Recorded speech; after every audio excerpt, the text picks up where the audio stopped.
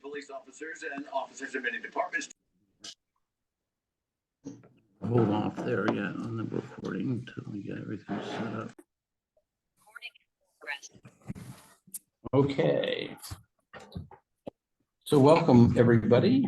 This is the Needham Housing Authority monthly March meeting being held a couple days ahead of time because we had scheduled conflicts. And it's the Board of Commissioners. And this meeting is being held pursuant to Chapter 107 of the Acts of 2022, an act relative to extending certain state of emergency accommodations, one of which is to allow us to have this be a hybrid meeting. People attend online and also in person. I am going to go ahead and call the roll, commissioners. We have a quorum. Rich Foster is here.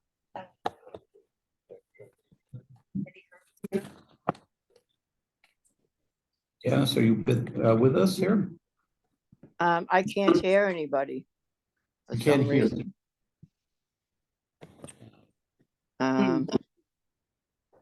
See if the owl is working here. Well, you're here, so we'll just that part. Yeah. Look in this here, right? Mute where it says mute. This one here. See if it says.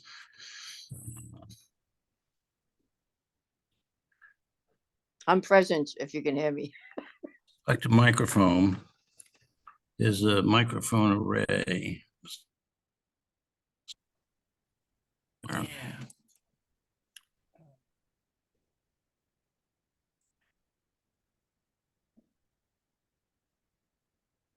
So, I can see the top of Cheryl's head now, so I think we're good.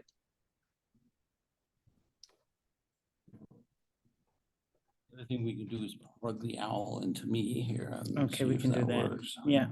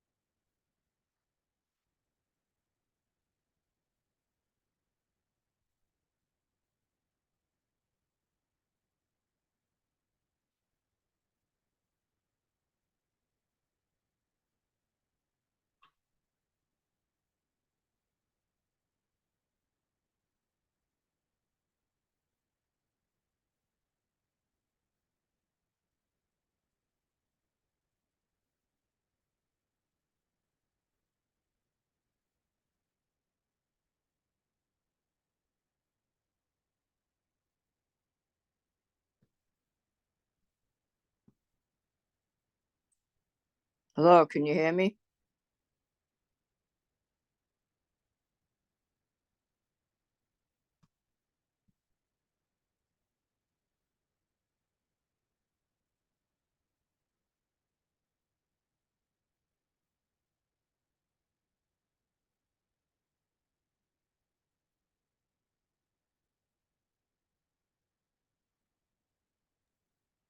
Janice, can you hear us okay? Yes, I can hear you and I can see you. Okay, great. Well, we managed to call a roll, I believe. Do a technology swap. And I just wanted to say for the record that adequate meeting of this notice is been provided by the Secretary of the Needham Housing by preparing a, oops, just unplugged This went out again. So run that around the other way here. Put the owl back in.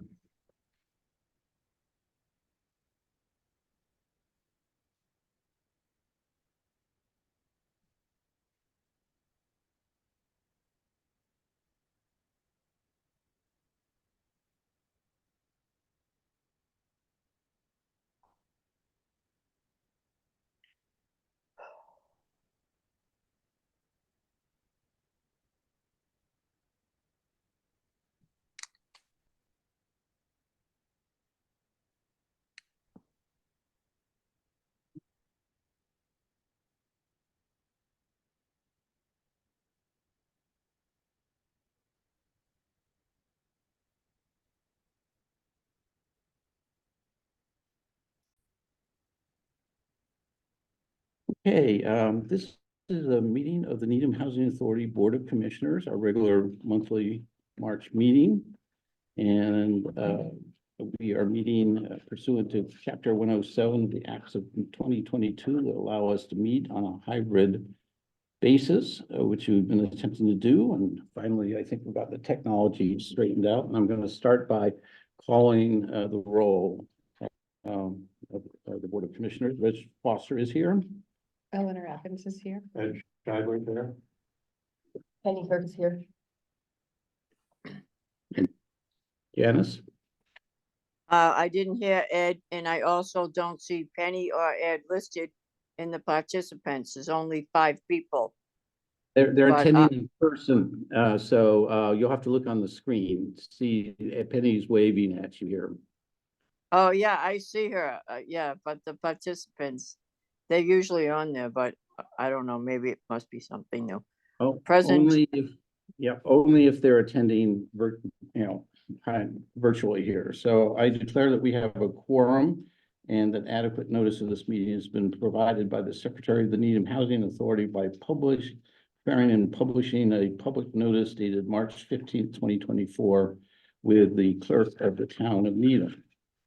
I guess we get to start with resident input. Fred, go first this time.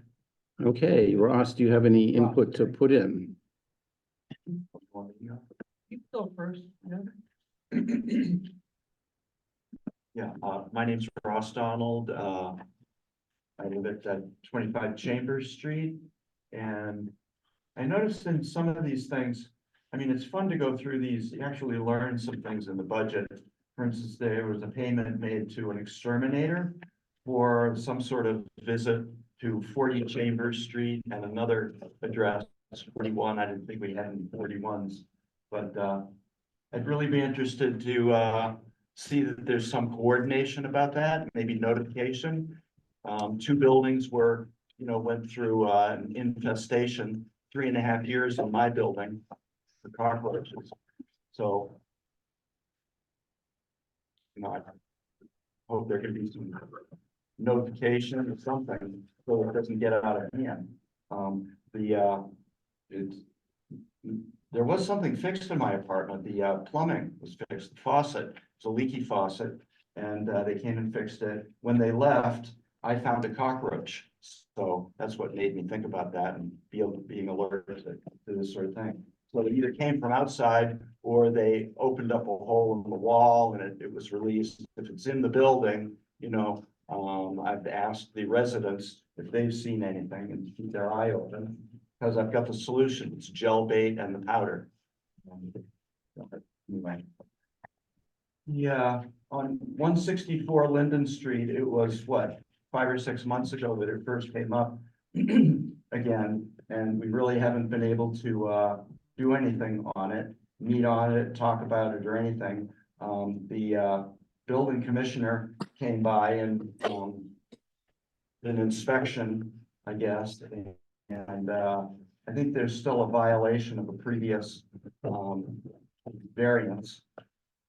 But I'm going to ask the building commissioner to revisit his decision. He said, it's okay, never mind.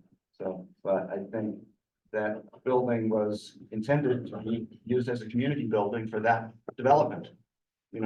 Having this serve as a community building for that development is not adequate.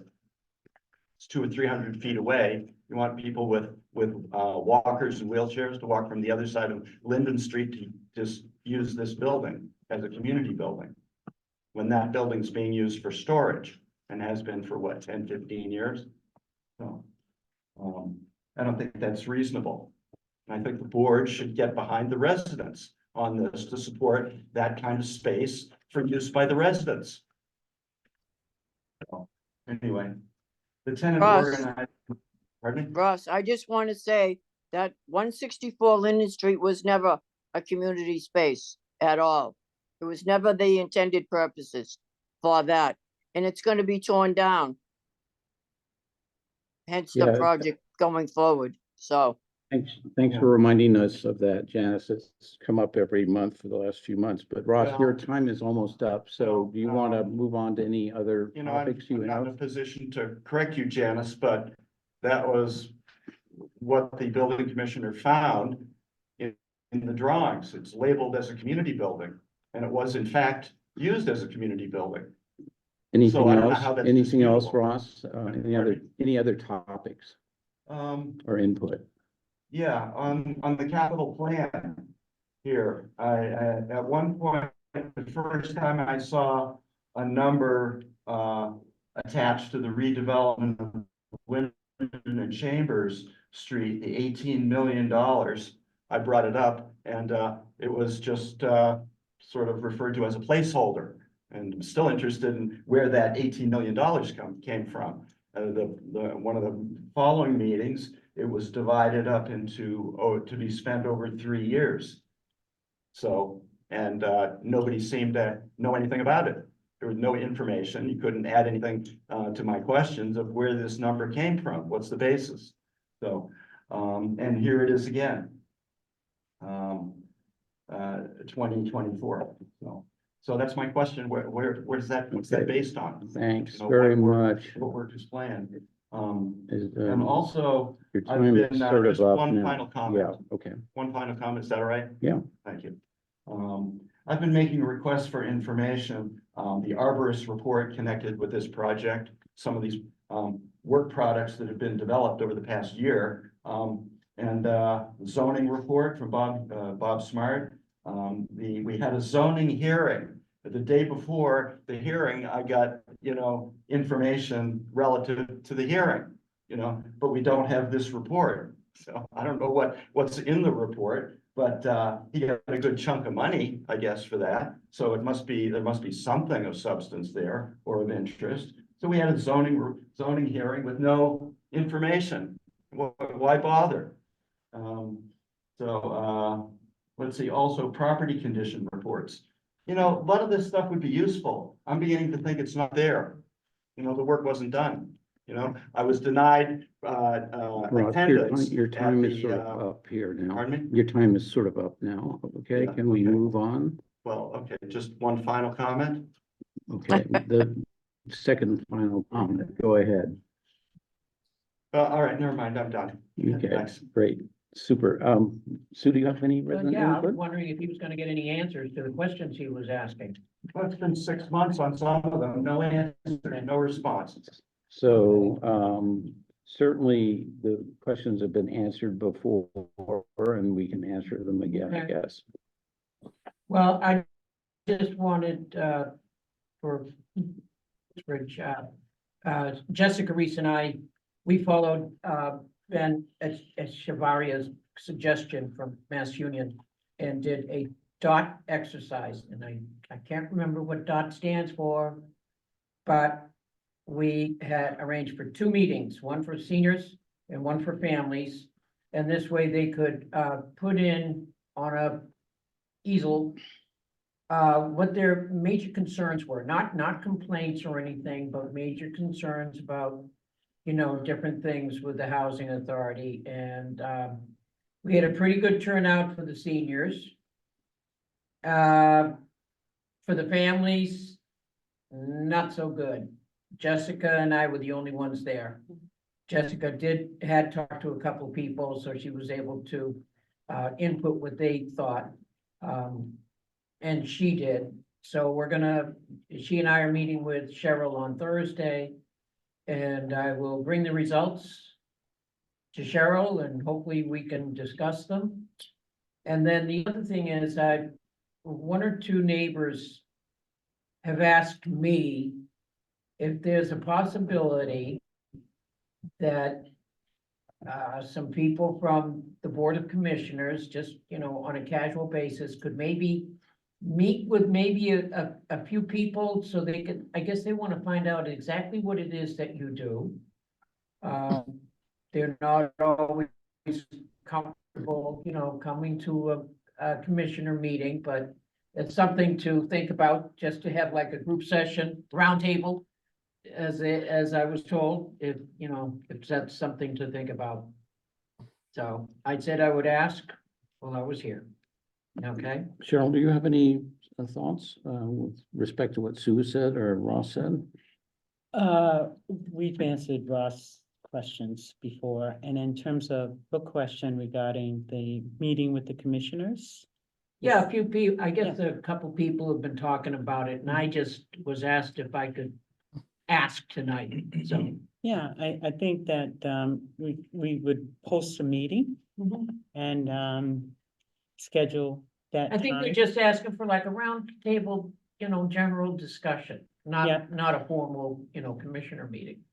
Well, we have to post it, so. if you Well, have I one or understand two that, so I think we get commissioners, more more than people two if they commissioners, felt it was just, it has to be a casual. posted meeting. these Yeah. seabeds people? Seabeds, as far as I know, Yeah, so, unless, I mean, if more than two commissioners, we'd have to post a meeting for them to meet with the Yeah. group. Yeah, and that's certainly up to the commissioners. if They like to okay, do that's, that. yeah, Yeah, Yes, I would participate. yeah, so Okay. you guys can discuss it amongst yourselves. yeah. All right, sounds And good. I'll coordinate that and schedule a time at Seabed's Way. Okay, We'll put out a notice to everyone, okay. great. and, folks that can make it to Seabed's Way. can. And one more thing, and I'm gonna tell Elena this when I'm in there tomorrow, we had through the FSS program. We've had a debit and budgeting program class a few weeks ago, and then we had another one just this past Saturday on resumes and college tuition and all that stuff. And I went to it and I found it very, very helpful. I got some information that I'm gonna follow up on. And I've also spoken with somebody today from the Ross program for job training for people my age and older, So I've got some work to do. And it was nice to see a couple of parents were at the resume meeting with their kids, so it was good. And they're both, I think so far really good programs to have. Yes, they are. And Liz and Elena have done a great job. So Yes. more people need to take advantage of them though. I know it. I know it. I gotta get on, I gotta go start shaking some people up, anyway, Thanks, Sue. thank you. Appreciate it. Okay. Appreciate everything you do to try to make things work better here. It's really great. Thank you. Families irritate the bejesus out of me. Well, And that's all right. really nice. On the record. just, yeah, They don't complain, but you know that they got problems, but they don't say anything. we still appreciate it, Well- even if you're taking a break here. I think we can go to agenda item A, which is the approval of the bill schedule and check warrants. We have before us A1, the Needham Housing Authority warrant of very impressively, $538,587.48, one of the larger ones we've had in recent months or years. Do I have a motion to approve that? From Penny, and a second? Second. Second from Mr. Scheidler. Are there any questions for the executive director on this warrant? I'm actually just confused because I'm looking, is this the warrant here?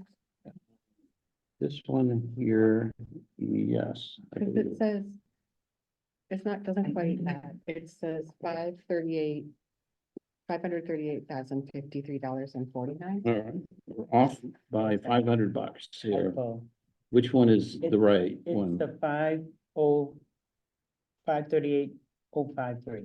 Okay, it's the one that's in the In the packet as warrant. opposed to the agenda.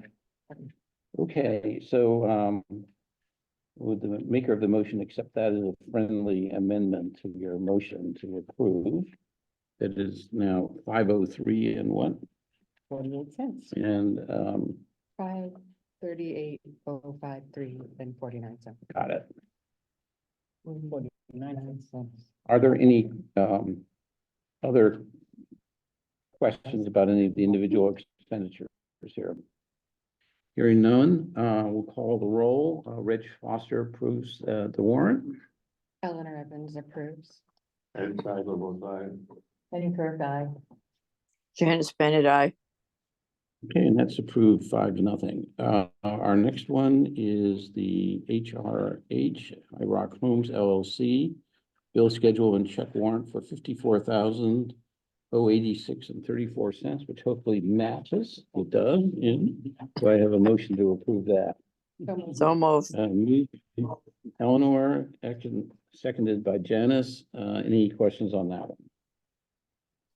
Hearing none, we'll call the roll. Reg Foster votes aye. Eleanor Evans votes aye. Ed Steiger votes aye. Penny Kirk, aye. Janice Bennett, I.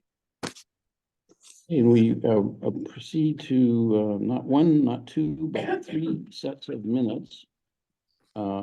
Which I, in the interest of economizing on time, I'm willing to entertain a motion when we discuss any changes to approve all 3 sets of minutes with 1 roll call vote. Do I have that motion? Yeah.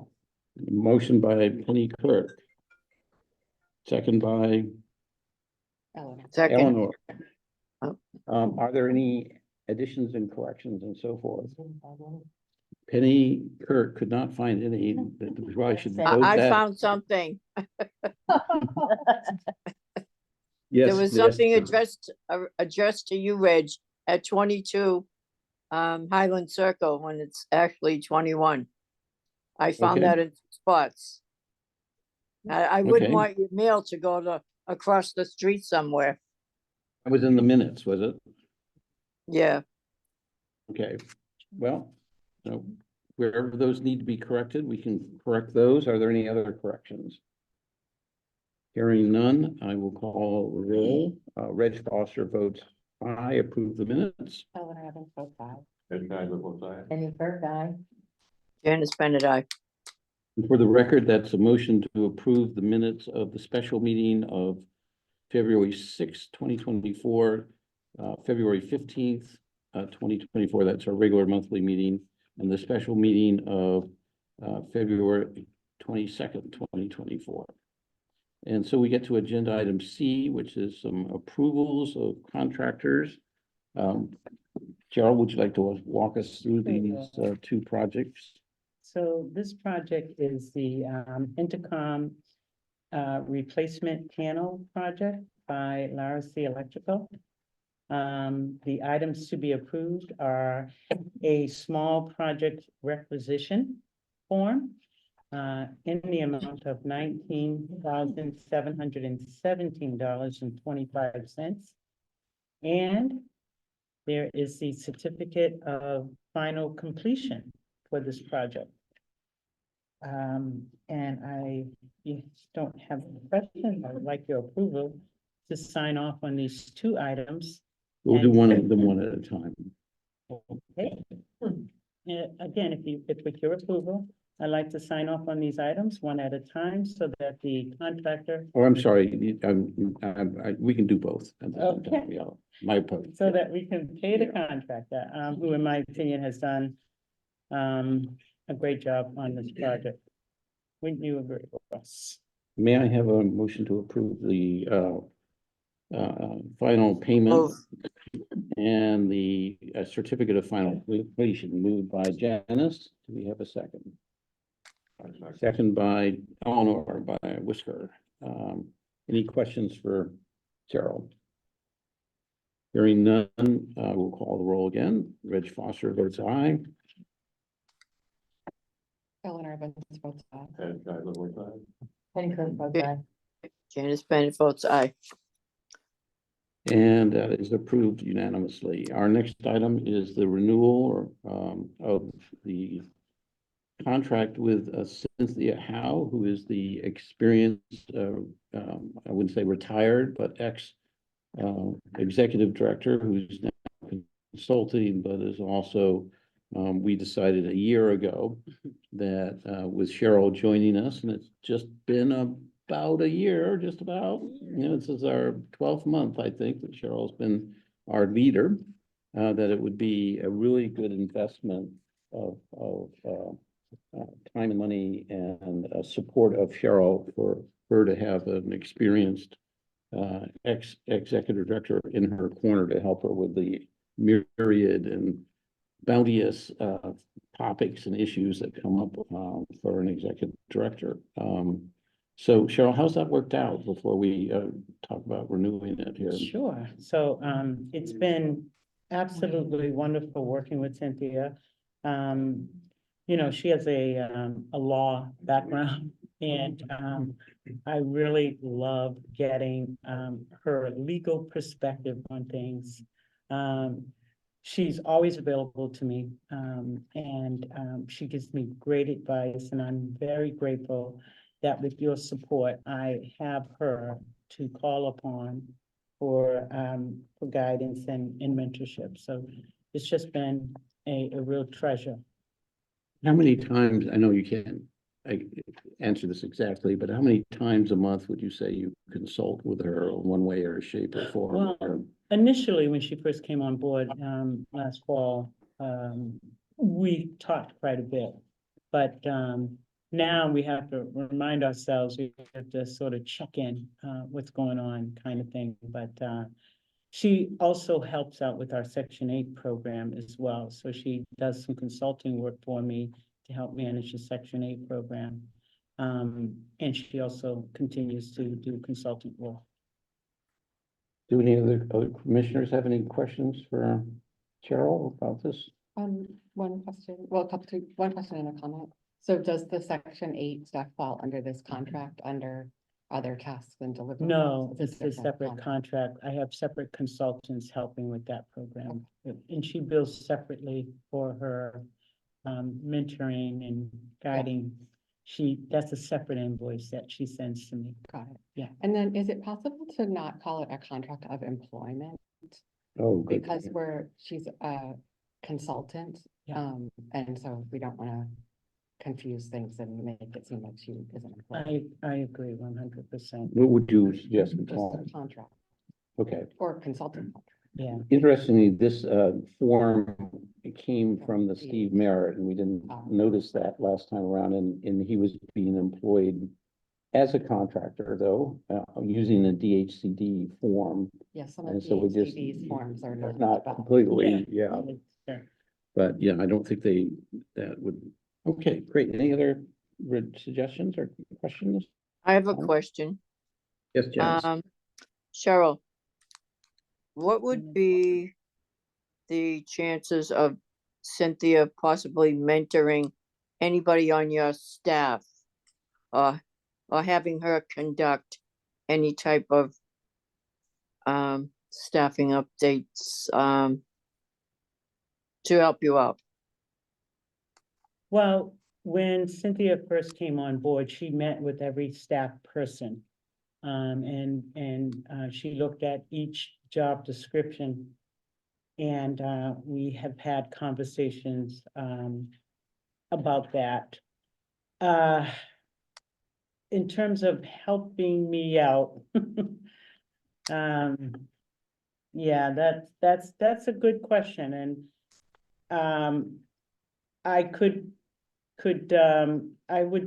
that's a good idea to talk with her about. We have identified our state public housing manager who's has been helping out with our Section 8 program, but not other things in the office. So that's a great idea to have that conversation with Cynthia in terms of what other staff could be doing that would be a greater benefit to me. Okay, I think we should bear this comment and question in mind when we get to the personnel performance evaluation section of the agenda, which is coming up, because I think there may be some good leverage that could be done there too. So great.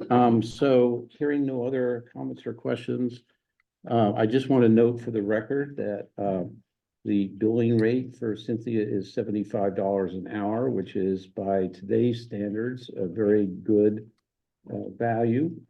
I think for any kind of third-party consultant, especially one who's been doing something as well. And even though it sounds like a huge amount of money, maybe to other people, this is really great. So It's actually $70. $70 an hour. Thank you. Yeah, and for her expertise as well, you know, that's very good, very good. So I think we're getting a good bargain here, as well as just all the things that went better for Cheryl this year, because she was there to be in Cheryl's corner and helping her through this critical first year. So I'm in favor of renewing this, and I'm going to make the motion, chair's prerogative to enthusiastically approve this contract for renewal for another period. It is it's a one to the end of this year, December 31st, with a option to renew, if I remember, for 6 months. Do I hear a second? Second, Any further discussion? Hearing none, I will call the roll. Reg Foster votes aye. Eleanor Evans votes aye. Penny Kirk, aye. Janice Bennett, aye. And that is approved unanimously. We now go to agenda item E. Could I Yes. interrupt? I'm sorry, but I didn't realize where we were on this, and this isn't going to change the vote, but Okay. I do have a question on page 11. Okay, go ahead. And it is about the mold remediation at 150D Linden Street. My question is, there's a mold situation at Seabest. What's happening there? I don't know what you mean by mold situation. There was a resident that did complain about mold, for which is being investigated. Work orders have been put in. And I think, the director of maintenance has, followed some of the suggestions from a report that was done on that unit in terms of mold. Report by what? The Board of Health? So, I'm sorry, lost my train of thought. So, I guess a year or so ago, there was reports of mold at that unit. And, a mold mitigation company, I think it was Blue Star or Blue something, came out. I don't have that information in front of me. I wasn't prepared to talk about it, so I apologize. But a environmental company did come out and investigate and discovered mold and did their mitigation work. And follow-up did prove that that mold did not exist in the unit after the mitigation work was done. So we went back in there and looked at the report and just followed up on some of the items that were suggested in the report. Additional items to prevent mold from coming back. And one of those was to extend the water spout from roofing so that the water would go away from the building. And we went in there with mold meters and air testers and have not found any conclusive evidence of mold. So there's going to be a final report given to the Public Health Department on the work that we've done in that unit. Well, this is third hand for me, but I'm aware that the Board of Health has been in there and have determined there's mold. No, I don't know that they've determined there's mold. So there's no conclusive report that they determined there's mold. I don't unfortunately have the report in front of me. I can certainly send that out to everybody from the Board of Health, but there's no mold in the unit. I would like to just make a comment about that. If it's okay. Mr. Chair. Yes, go ahead. Sorry. Yeah, I think I've made this suggestion in the past. because sometimes it's really not mold. It's just that the bathrooms, they don't have enough ventilation. So I've suggested this and I've done it for 20 years using the mold free paint, whereas they mix in a certain solution and you use that. I've done it twice in my bathroom in the past 15 years, 20 years.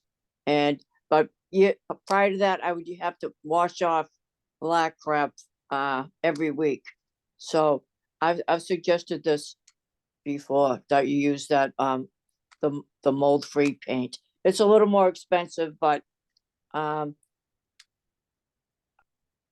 it's just a suggestion. But you know, we've done a lot of work to prove the non-existence of mold. And I can certainly send you the health department's report if you like to look at I that. would be interested in that. And as well as the report that was done earlier to conclude its investigation on mold, for which at that time there was mold in that unit. And as I said, mitigation work was done to remove the mold from that unit. And testing has since proved that there is no mold.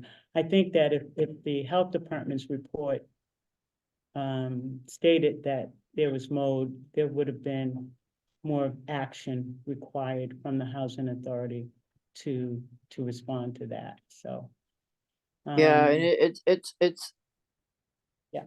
But it's apparent that mold can, it can seep into cracks and, you know. Well, it's just. And by you have to admit, you know, these places are old, so, and, you know, that's all. But there's mold, trust me. There's mold. Is that report? Absolutely. Thank you. Great. Any other comments there? We'll go back to the agenda here. We have certifications next. E, certification of year-end financial statements and TAR data. Back to you, Cheryl. So I'm sorry, that's this information that you all signed, you read. Yeah, And I just put it on there so not to forget that. You signed the certification of top 10 compensation. Everyone except you has Okay. signed the certification compliance with lead paint and the certification for the end of year certification of the preparer and the executive director. So that's all that refers to. What also is in your packet are the fiscal year end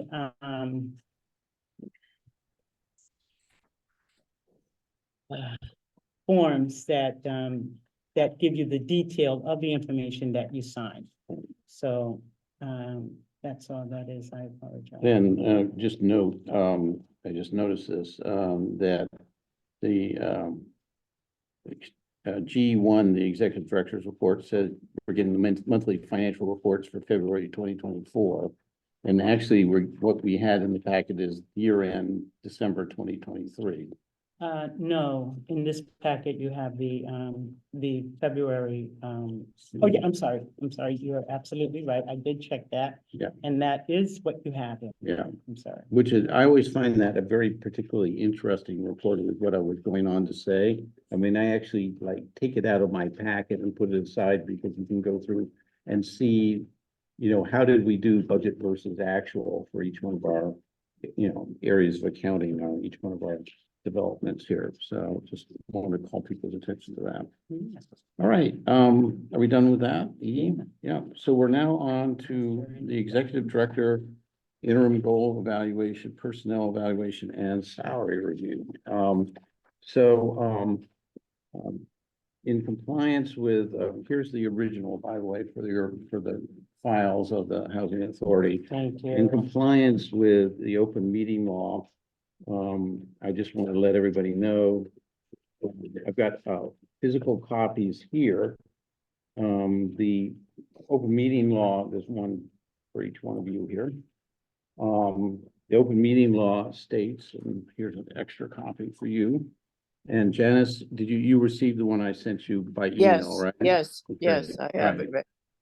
The open meeting law basically says that commissioners or any public members of a public body, select board members and so forth, if they're going to do a personnel evaluation or a performance evaluation of their executive director or their town manager or whomever, that has to be done in open public meeting.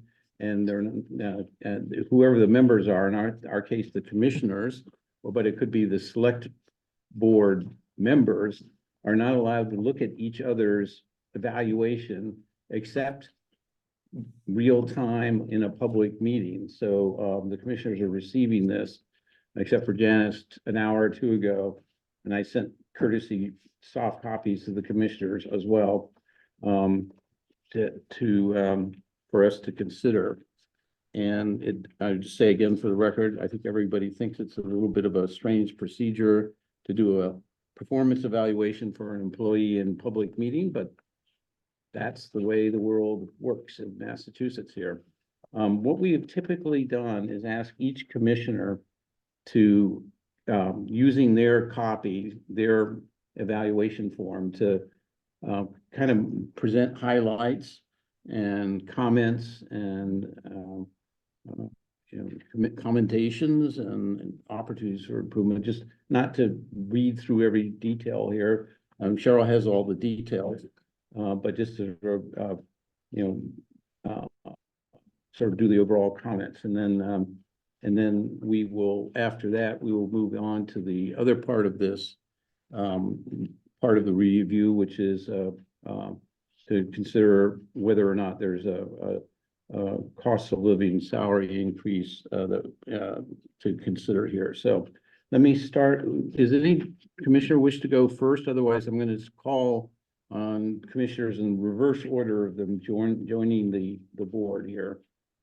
Anybody want to volunteer to go first here? Janice, would you mind going first? I certainly would not mind, Reg. Just give me a minute.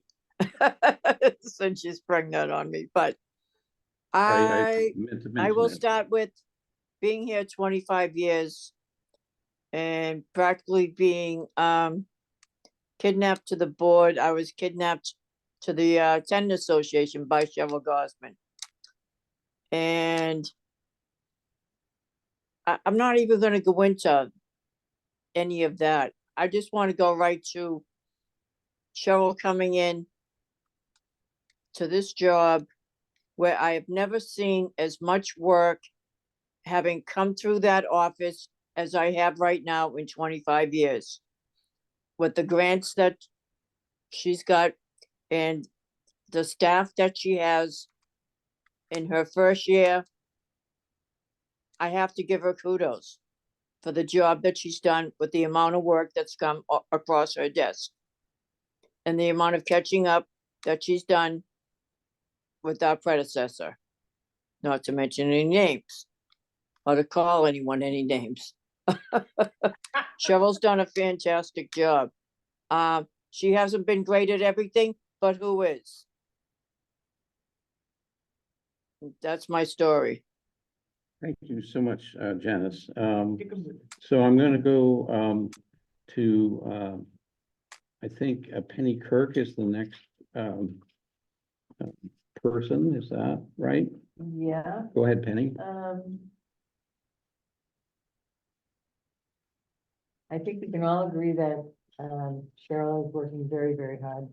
And, as I've said before, there have been many residents who have expressed delight that she is the director. So as we move along through the year, I have experienced that delegation is the most important thing. And having trust in those who are working for her is a very important thing that I don't see is a number one. I think that needs some work. And when that happens, a lot of other things are going to fall into place. So that's my story. Great. Ed, you want to go next? I can't really add very much to what Penny just said. I think, Cheryl really, really works hard, very hard, puts in enormous numbers. The only negative that, I observe or hear complaints about, is lack of, delegating, responsibility. And so if we can conquer that, I think we'll be very lucky to have Cheryl on board. Great, thank you. Eleanor, you're next. Yeah, I think, well, Sharon has done a fantastic job in her first year or so as the new executive director. And that, made a lot of really concrete improvements in terms of vacancies being filled more quickly, maintenance response time being greatly reduced. Residents feeling more that their concerns are being heard and addressed by staff. Giving staff opportunities for development and growth. I mean, I agree that it's important for staff to delegate, but I also am aware that it's been hard for the housing authority to hire some staff positions. And in some cases due to the salaries that we're able to offer. So I know that that's been a challenge for Cheryl. And that she's working on trying to get, at least right now, at least one position filled. And if there's anything the board can do to help to, get positions filled in terms of budgeting and that type of thing, that's something that we should consider as a board. Great, thank you.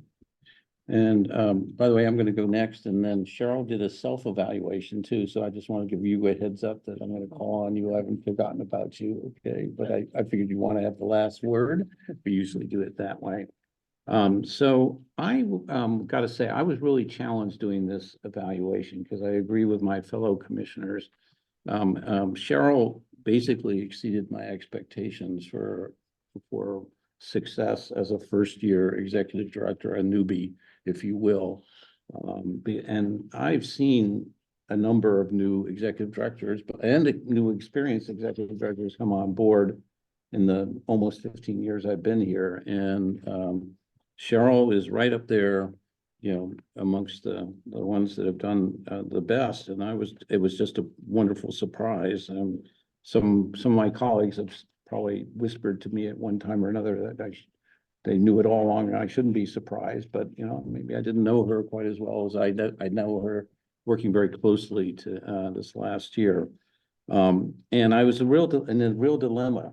How do I fill out this evaluation form? Because I would rate her as exceeding expectations in every single category.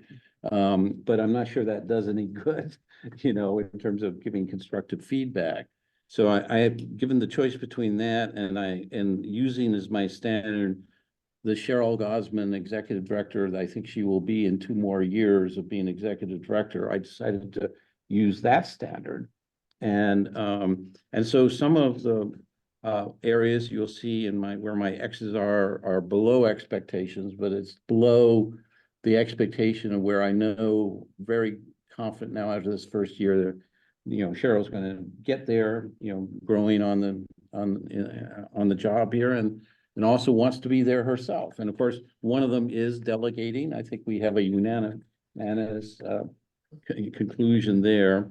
And other areas are like planning and financial management, reporting, and so forth and so on. But again, part of it is it's just been a 3-ring circus with fire drills, 4 or 5 of them going on at any given hour of the day, and there's just not enough hours in the day. And I concur also. I've noted, what amazing work habits, in fact, more than they should be, work habits that Cheryl brings to the job in terms of trying to stay on top of everything.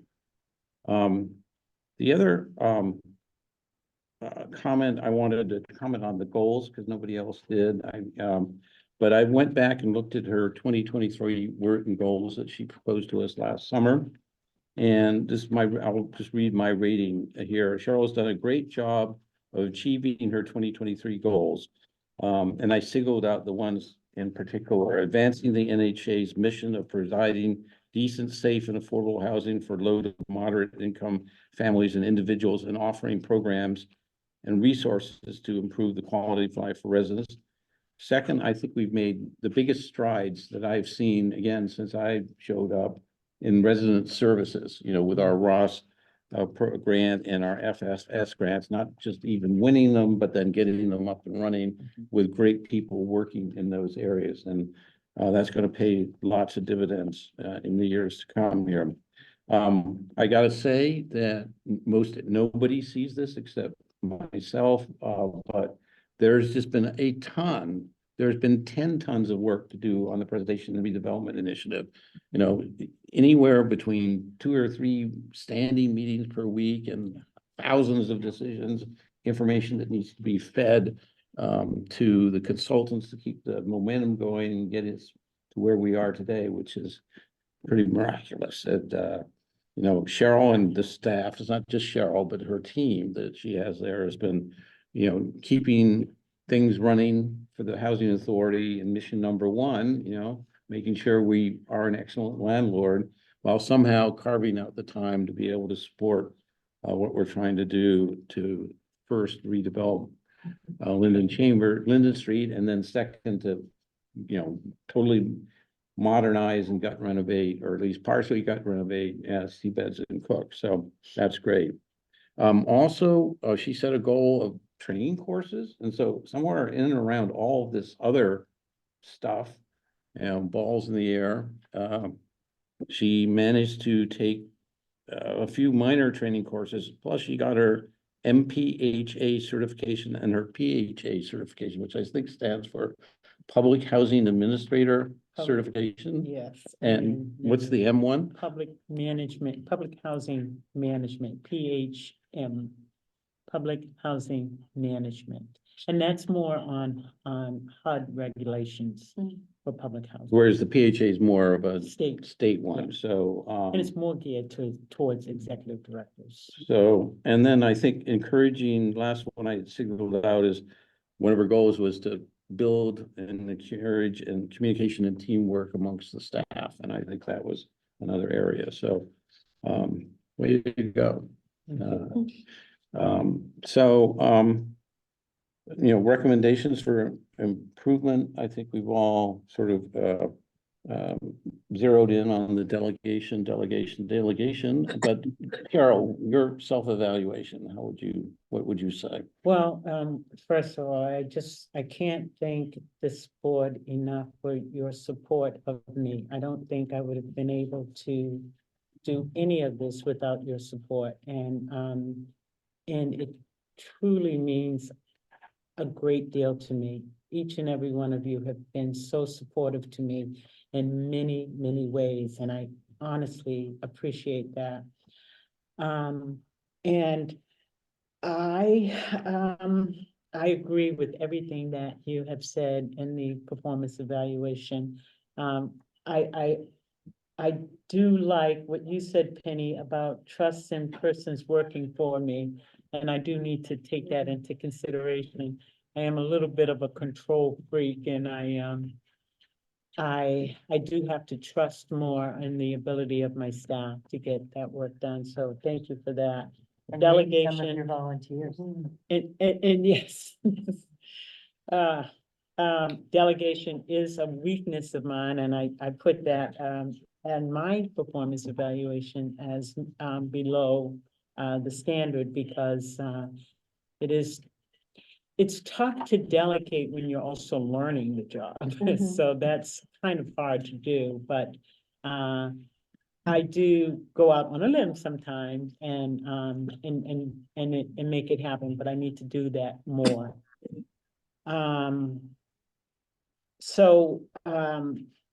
It has been a very quick learning year for me. And I'm not perfect by any means, and I have a lot more to do, a lot more to work on and to improve on. I'm my own worst critic. And I agree with your evaluation in the areas where I did not check below standards. But I agree with what you said in those areas completely, and it's gonna be helpful to me as I go forward and as I grow in the job and to be a better administrator going forward. I do have my goals. Yes, hang on a second. Okay. Ross, may I ask you please to mute your phone because we're getting a little bit of echo there because you logged in. Yeah, thanks. Great. So we didn't circulate them ahead of time. What I'd like to do is to have you suggest what the goals might be, and we can then consider it. And I also wanted, and then we can approve them at the next board meeting here. So, And I can certainly leave you a copy tonight and definitely. okay, you want to Yeah. pass that out? Yes. Can I just say one more thing? Certainly, go ahead, Janice. Yeah, and Cheryl, I wanted to give kudos to you. Another thing with resident services, with the up and out program. Previous predecessor, sorry, was refusing to give money to a resident who had been a member of the up and out program. And Cheryl was actually able to get that woman her money, and the woman was able to get up and get out of housing and achieve purchasing a home. And without Cheryl, that wouldn't have happened for a woman living in Needham housing. So I just wanted to give kudos to her for that. Thank you, Janice. Although I think in the area of residents services, I do feel that I should continue to try harder in that regard. I'm thrilled that we have 3 resident service coordinators for Needham Housing Authority, and that all 3 of them are working very You didn't hard. have them when you did that for that person. So you did that yourself. Great. Thank you, Let's Janice. Go on to those, Ross, we can still hear that. Yeah, Would you turn please it mute off, that? sorry. Can you just hang it up or turn the phone off, please? Say goodnight. Or, you could step into another room if that's okay. Which, if you need it to hear. Thank you, Sue. Thank you. Thank you, Sue. Okay, so we'll, just have you I'll just read it. outline them Read it. and then we'll put them on the, agenda for next time. Okay. for So approval. I just identified the 5 goals, and one is to improve ability to delegate, meaningful tasks, delegation to staff, and to create opportunities for staff development and professional growth. And I've outlined that a little more in detail on your sheet there in front of you. And then to improve understanding of the timeliness of HUD and EOHLC mandated reporting. I need to work harder on making sure those reports are in to our state and federal agencies in a timely manner. I need to do a better job at identifying all of our out-of-date housing authority policies and update them. And that's something that Margarita and I are working on. I do want to say that, I did mention it before, but even with my higher standard of 2 years ago, I rated you as exceeding my expectations because of your commitment to and belief in all the policies we already have reviewed, recognizing how important it is to have those up to date for a good housing authority to run itself well. Wow. And then the support of the PRI projects.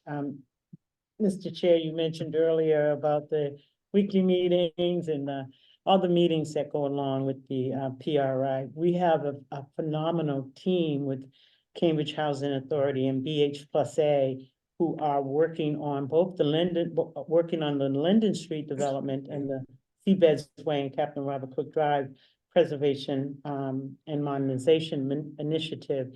And these men and women are doing giving us the best of themselves with regards to this project. And my role is very small, whatever they tell me to do in terms of information needed administratively speaking. I make sure that they get that, but it's fascinating for me to learn what goes into schematic design concepts. My biggest concern is that residents' needs are being met. So it's important to me that sometimes, you know, as I listen to all the planning, I'm always in the back of my mind, how is this going to directly impact the residents? And so that's my role, to make sure that that need is being addressed and taken care of, and this team is doing a great job at that. So they keep a lot of what's important to the residents at the forefront, and that's really important to me. And then I will carry the relevant goals forward from 2023. Thank you. Any comments or thoughts? You know, recognizing that we'll have any significant discussion next month About the goals. about the goals, yeah, and basically approve them. And just for again, for the record and for context, these would be the goals for the entire of 2024, so inclusive of these first 3 months. We were going to do our review as we normally do it in January, but it had to be postponed because there's so much going on here. And again, just reminding everybody that Cheryl is on a 20-month, I was about to say 20-year employment contract. It probably feels like that. 20-month employment contract so her end of her employment contract agreement synchronizes with the end of our fiscal year. And that would be December 31st, 2024, at which point she would be up for a renewal contract of up to 3 years if it continues to be the same policies that we have from HLC here. So that's the period of time for this this goal statement. If you think of anything else that should be added. This isn't about goals, but about performance. I also was looking on the website and it looks really good. Oh, great. Yeah, it Yeah, Point. yeah. Yeah. And that's something that's been sorely needed, so it's great Yeah. that it looks really good and it has good information up there. Our state public housing manager manages our website and does a great job with that. Yeah, And we have had a tech support transition, right? we've had a tech support transition. So that is good and also a challenge because we have a new person, right? Yes, Scott, the previous person, I'm still holding on to Scott, but it's working out. It's a little bit of a transition, but the person is very capable. But Blair is still our state public housing manager is the one that manages the website, and I think she does a great job with that. Yeah, thank you. Okay, why don't we move along? We have some more, let's see, we have some grants. Wait, are we also discussing Oh, thank you. Yeah, salary? yeah, you're right. Good. I know I missed you having this. Sorry about that. I have a copy of Cheryl's actual agreement here, which you all received a couple months ago. And I think you all recollect that when we negotiated the contract with her, we also negotiated rider number 1, special contract provision. This is all approved by DHCD. The executive director is eligible for a cost of living adjustment to her salary of up to 5% effective January 1st, 2024. Now, her annual compensation is $91,000 a year. That's sounds like a lot of money, but this area of Massachusetts, it's not, especially for somebody who has as much responsibility as Cheryl does. But we've been hemmed in and constrained by regulatory oversight by HLC. I went and looked up the cost of living, that's changed in this period of time.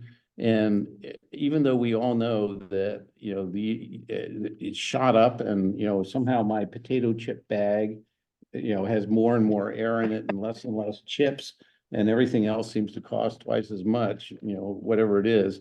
It turns out the inflation finally stopped happening at the really large one, right at the beginning of this period. So I was not expecting this, but between January 2024 and January 2023, the index for this statistical area has gone up 2% inflation.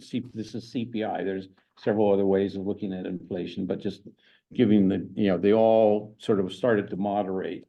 That doesn't mean that things were not shooting up for the year or two before that. As we know, that's a big national political issue. I think, I know it's completely at the board's discretion as to how much to bump Cheryl's salary up to the 5%, which has been approved by DHCD, as long as we have it in our budget, which we do. And then if we did decide to do any amount or up to the maximum amount, it would, there would be a one-time retroactive adjustment that would go back to January 1st, to kind of catch her up, and then she, be at that new level from, and 5% of 91,000 last time I checked was 4550. Okay, 4,550. So per year. Does any, I'm going to open up for any discussion or recommendations or motions from the commissioners. I move that, considering the number of hours that Cheryl works, that we grant the 5% cost of living increase. Second. Is there any further discussion? Hearing none, I will call the roll for a vote. Rich Foster votes aye. Robbins votes aye. Ed Scheidler votes aye. Any Kirk, aye. Janice Janice? Penney, aye. Okay, that passes unanimously. Thank you very much, Cheryl. And, Thank you. Thank you, everyone. okay, now we can go to F and no, G. I guess it didn't quite get a letter, did it? F2. Except To accepting grants. grants that have been awarded to the NHA, written by Commissioner Kirk. Would you like to lead us through that, Cheryl? And Yes. Penny. So Commissioner Kirk has done a phenomenal job writing these grants for our residents to enjoy. The most recent grant was the Holiday Music Around the World FY24. And I didn't attend that event, but I did look at the cameras and the room was filled with people. And Penny, we didn't get a single RSVP for this event. So I was so surprised that many people came out. But it just speaks to the fact that everyone loves attending these events. They are great events. And Penny, you will be happy to know that we, the Needham Housing Authority, received a check that was direct deposit into our account from the Commonwealth of Massachusetts today for the FY24 Holiday Music Around the World grant. We received that $2,500 grant in our account today. And did you get the other one? So the FY23 FY23 grant actually went to the town, and I will need to contact Dave Davison on what happened with that, but they're probably trying to identify where that money needs to go. It doesn't identify Needham Housing Authority directly on the check. And then, of course, there's the Needham Education Foundation, which is the $4,250 grant that Penny wrote on behalf of Needham Housing Authority for the Cooks After School program. And I think it's just a good fiscal idea for the board to accept the grants. And, we'll have a record of that as Could part. I, could I of our add reporting. something? The Needham Cultural Arts Council a year ago gave us a grant for, I think, 2,000. No, I can't remember. I know, I And thought about putting then- that And then one the on, 531. but that was one that, that wasn't on my watch, I don't think. And then also, I know that there was a grant, 531 was very recent. that's part of the Music Around the World. Yeah, it's on the Mass Cultural Council list of activities for the Caribbean Vibe. That was a separate check, the 531. It For the was above and beyond the 2,500. No, I know, it's part of the activities Yes, listed in yes, that grant, Caribbean Vibe. So, but there was another one that you had written, but you wrote that grant and then you donated those proceeds to the Housing Yeah. Authority, so I didn't list that Okay. on here. I But- want this to go through you from now on. No, but I know that you're gonna continue to write, and I just like the board to just be in the practice of accepting those grants. Okay. As part of our bookkeeping trail, of, how they come in and that the board accepts them and how we spend them. I'd And like to then. give a shout out to Penny for, Shout for out to doing, Penny.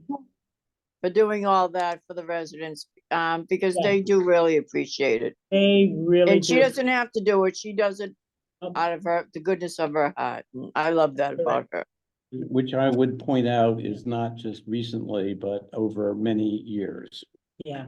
Well, I tell people when I'm doing these grants and I talk with them, I say, I used to work for the Needham Housing Authority and now I'm working for free. But it's But so you're loving it too. rewarding, Kenny. I mean, when I looked at the cameras and saw everyone in here with green on, enjoying themselves, just really enjoying the music. I couldn't hear the music, but I could see that everyone was really enjoying themselves. That means a lot. That means a great deal. In some ways, we're isolated. So to be able to bring these kinds of programming in is very important. And thank you, Penny, for doing that. And so I thought it would be a good idea if the board would just accept the total amount of the grants, which is 9. Yeah, we, There's the reason. okay. We should put it up on our website. So, actually, I think technically we should probably accept the 2 grants separately. From the 2 organ, we have the Mass Cultural Grants. Yeah. We'll do that as a group, Okay. 5,000. So do I have a motion to accept the Mass Cultural Grants? Second. Totaling, Music Around the World grants totaling 5,000. And who made the motion? Move. So move. Janice moved it, and who seconded? I'll second it. Seconded by Ed. Hearing no further discussion, we'll call the roll. Reg Foster votes aye. What are the both sides? Ed, I vote both sides. Any clerk votes aye? Janice Bennett votes aye. And that is approved unanimously. And then we have the Needham Educational Foundation. And Yeah, and that grant is a total of $4,250, and that is for the after-school enrichment programming. Yes. so obviously a great thing here for our A kids. wonderful, wonderful thing. Any discussion? Do I have a motion to approve? So move. Moved by Eleanor, seconded by Ed. Hearing no further discussion, I will call the roll. Reg Foster votes aye. Ed, I vote both sides. Any clerk votes aye? Janice votes aye with a, With a atta-girl here. That's right. All right, so moving to agenda item G, a regular information and monthly reports from the executive director that are in your packet. Do you have anything you want to highlight for us tonight? Cheryl. The only thing that in this report that I like to highlight is I just want to say thank you to the board for approving the rent collection policy. That policy has given our staff direction And we have developed a set of procedures and have increased our percentage of monthly rent collection. So I just thank the board for that approval of that policy. Cheryl, I have a question. I've heard from a couple of residents that they felt that having a reminder underneath every calendar on the back of the newsletter, remember when you're supposed to pay your rent. Some Yeah, of them were they kind of like that? insulted about it. They were positive about it? No, They weren't. So that's in the state one, so we can take that out, yeah. Maybe even just one statement, but under each calendar, they were just saying, Sure, hey, sure, you know, yeah, yeah. lay off. Yes, I saw that. I will make a suggestion that come out. But speaking of that topic, I thought I detected some improvement in our catching up on our back rent collections, because I know that's been a goal of yours as well. There's still some problem tenants, but in general, things look better. Do you want to comment on that? Yes, I would love to comment on that because I'm very excited that, Could I just interject a minute? Penny, can you just clarify what you said as the resident commissioner? I need to know if there's something going out to the residents that they're concerned about. Back page of the newsletter has 3 months of calendars, and under each calendar, there's a reminder of what date you're supposed to, is the last day. Oh, yeah, that's not Yeah. needed. Penny was commenting that- that that's a bit much, Yeah, One yeah, mention okay, maybe, now I get uh, it now, yeah. And Cheryl, yeah, you should be aware of that and get rid of it. yeah. Everybody knows when their rent's due. I mean, that I just will- looks stupid in the newsletter too. You know, it Thank doesn't you. make the residents look good. Thank you. So can I just bring Yes, your please. attention quickly to page 85, and it's the public housing rents charged and received during the month of February. And we have a significant increase. What prompted me to renew the rent collection policy was that our collectibles were under 90% most months. And I was concerned about that. I thought we were taking a very passive position in collecting rents. And that's 85, Rich. no, I got it. Oh, I'm sorry. ma- Okay, and so we have a significant increase in Captain Robert Cook Drive, which is 95%, and High Rock Estates 99%. And then at our Linden Street, 667, 100%. That's very good. I was, So it's important that, we inform the Ridge. We have the policy which gives our staff direction on what to do. And we developed a set of procedures on how to go about that. And so, we do send out, late rent notices to residents, and, they are paying attention.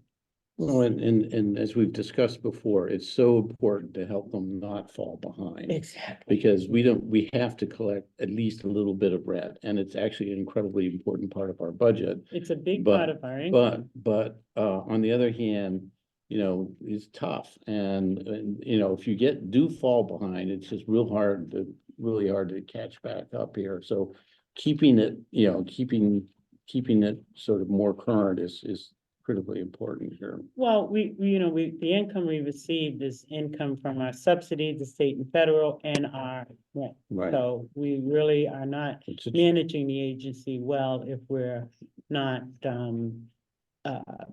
making sure our income, fits our needs. So any other questions on our regular reports or comments from the commissioners? The work order report, yes. Go ahead, Ed. I find it difficult What page is that we keep, 84. page 84. Keep ending a month with 0 open work orders. That something didn't come in on a Thursday or Friday that didn't get done, So, can you comment? Go ahead, yeah. So Hard to we, contemplate. so we have work orders that go in and this report is reflective of those work orders that can be done and should be done within 24 hours. What's not reflective here, I think, is work orders for which take more time to complete. And going forward, I can update this schedule to include some of those work orders which require more time to complete. Thank you. I think that's very important. Yeah. For accuracy. Okay, well, why don't you take a look I at that can- and see if- Go ahead, Chair, Janice. Sorry, I can interject on that. I put in a work order. I believe it was last Wednesday, just because my toilet was running, every so often. But then I noticed it would increase from like 2 times a day to 3 times a day. Then it got up to like 8 times a day. I would just hear it. And so I decided to put a work order in just so.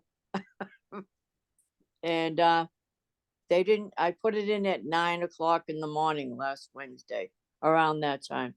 But they didn't show up until Thursday morning. But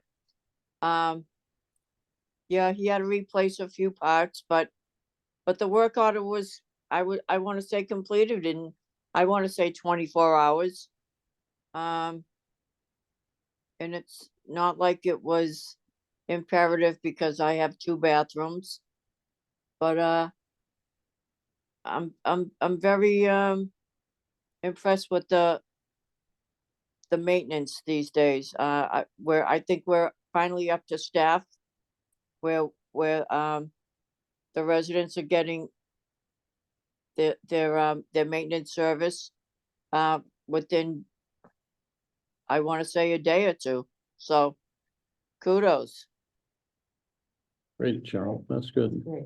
And pass that along to everybody. I on will, this, absolutely. Thank maintenance you. team. I really would appreciate Can that. I answer that? Yeah, go ahead. So we did have a work order that resulted in a drain issue at one of our properties at Captain Robert Cook Drive. So in that situation, you wouldn't see that on this schedule because that's going to take a longer time to fix. So going forward, I will add those, and it's good for I think the board to know those issues that we're having in our buildings. And to let you know what's going on with that particular unit and what it takes. I'd like to know, they've been out there 3 days. Yeah, and I had to put the family in a hotel. I mean, these are drain issues that, this is why we're redeveloping our properties. They absolutely need the work. Overdue. All right, I'm gonna actually comment while we're on page 84. We all know this, but I've been commenting on it every month since this has started happening a few months ago under Cheryl's leadership. But the page 84 also has our monthly vacancy report for February 2024. And we have a total of 9 vacancies right now out of 316 units, which if you do the math is 2.8%, which is about as low as you can get it down. You just can't get it any lower, given natural turnover here. The reason I mention it every month is that it's been a bit of a statewide globe spotlight team story that EOHLC and several hundred other housing authorities have been having trouble with not getting vacant units put into online in the middle of very severe housing crisis that we have here. And as I like to say every month, we aren't one of the problem housing authorities here. And thank you, Cheryl, for keeping us off the front page of somebody's newspaper here. Yeah. Speaking hypothetically, of course. And I had one last thing. Go ahead. Our guys are just great. They have this philosophy. would I do this for my grandmother? You know, they really are committed to their work and making sure the job is done right. So it's a wonderful group of men and I highly respect them. Anything else? Yeah, and shall about we the move on? vacancies, can I just Yeah. add Yeah. that? Are we continuing to house people over at Linden Chambers when they're gonna be aren't they gonna be the first to be torn down? So that's a good segue to our next agenda item, which is the status of the PRI. So we'll just take that as a walk-on question. And the answer is yes. When we get closer to knowing when we were going to raise the money, one of the main strategies we plan to use is to have natural attrition so that we'll get vacancies and not be filling them, but it's not this far in advance, and we also have to get HLC to approve the plan. But yes, that is the strategy, and our clever BH&A architects have figured out how to do phase 1A of the project here in Linden Street, with tearing down only 6 of the 18 4-unit, 1-story buildings here. So that's 24 units, 24 possible tenants. So, you know, with something approaching average turnover in our senior units, I may not be able to accommodate all the units that with planned attrition, but we should be able to take a good bite out of it, yes. Yeah, So- because there's probably units in different areas. I mean, you'd like to No, get no, them no. all. We'll look at it holistically, yeah, you know, so Yeah. both seabeds and Chambers and Linden all together. So that would be to almost 200 units, you know, 152 plus 46 is 198 units that we'll manage from a planned attrition point of view when the time comes to start doing that. Yeah, but I'm saying, well, the attrition, if you have a unit here, a unit there, and a unit up there and down here, to get Yep. them all into one particular area wise. We will have a relocation plan, and not only that, we will have, you know, public meetings with our tenants, and anybody else who wants to comment on it before those plans get finalized. So there's a lot of tenant protection, resident protection built into the process. So I'm now on status updates, preservation redevelopment initiative, agenda item H. And I'm going to start with a chairman's announcement that I get to make at the beginning of the meeting, but I've been saving for this time here. I am pleased to announce that we have won our first competitive funding grant for funding for the construction of the Linden Street redevelopment. And if you remember, we all approved a home application a while back.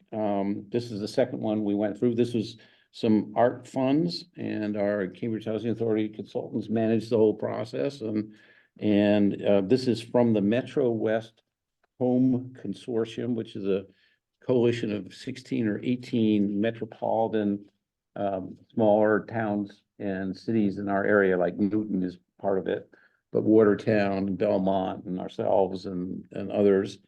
And $565,918. So. Wow. So that's more than $500,000. So this is the first time we've competed and won, which is kind of a validation that we have a decent project, at least from the perspective of one funder of our, remember, financial layer cake. We have about a dozen different funding sources that we're going to have to go Was after. that the amount that we? No, submitted for? so they, it's interesting. So they only had $2.4 million to hand out to everybody, and that's all 16 communities. So, you know, they all had, there were like 8 or 10 projects that were submitted. But we decided, again, Cambridge's recommendation, to submit an application for all 240,000 of it. and without necessarily thinking that we would we didn't want to foreclose the possibility, I guess, but, they actually, staff awarded us 440,000 and the recommendation to the, steering committee. And the steering committee is made up of one member from each of the 16 or 18 communities. So Karen Sonnenberg has been the Needham representative for many years. But at the steering committee, decided, to award us more. So they added about another 165,000, plus or minus. Nice. And, now, it's not, we're almost, $83.6 million is the current cost of the project, so we still got another 80 million to go here, so don't break out the champagne yet, but I thought just Yeah, a that's great. really incredible milestone here. Mhm. And that leads into, Congratulations. yeah, thanks to CHA and their staff. And so I'm not gonna go in a strict sequence of agenda item H, but just sort of, I'll go through sort of a sequence of what's been going on. The first thing since we last met is the planning board gave final approval to the zoning articles, the 2 zoning articles that we need in order to consider building the proposed redevelopment here. And that's headed towards town meeting that starts on Monday, the 6th of May. So that's, Is that zoning for four floors? yes, stories? 4 floors, 136 units. So 72 units will be torn down, the Linden Street part of the half of this property here. And 136 units will be built in 2 stages, so we can minimize temporary tenant relocation. And the planning board is sponsoring the zoning for us. Of course, we are, we're not, I guess we're co-sponsoring, but then it's a zoning board, proposal here. So they've been really gotten lined up behind it, and it's really great to get their support.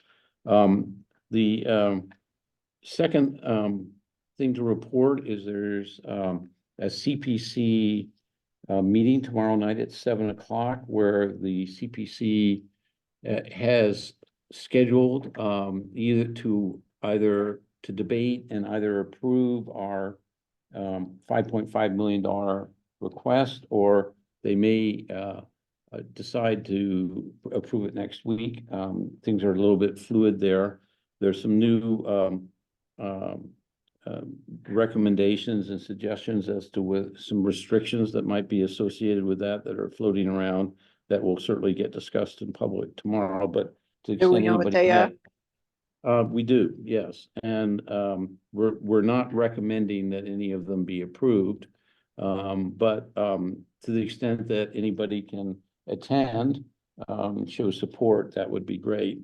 And then the next thing I want to bring up, and this is very preliminary, but there was some changes in federal regulations that now make it feasible for the housing authority to reconsider our decision. Those of you with good memories, and I think many of us do, remember that February meeting where we decided the repositioning strategy to do a Section 18 RAD Section 18 blend.